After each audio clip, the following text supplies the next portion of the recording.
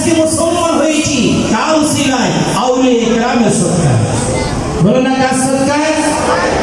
আমাদের কার সদকায়? সে শাহজালাল ইয়ামানি, শাহবারান ইয়ামানি, যে শাহ মাকদুম, এই বড় বড় আল্লাহর ওলিরা এই দেশে আগমন না করলে আজকে আমরা ইসলাম পেতাম না। ঠিক কিনা বলেন? এই জন্য বলা হয় কার উসিলায় সিন্নি খাইলা বাবা তুমি মোল্লা ছিলা। ঠিক না বলেন?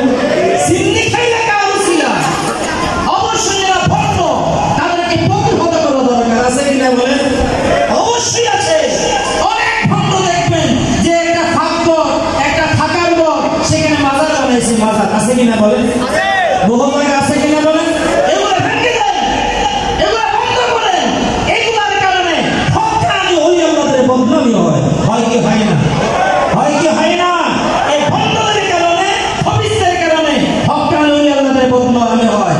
যেখানে কোরআন সুন্নাহ, যেখানে আমরা আছি সেখানে বলেন কোরআন সুন্নাহ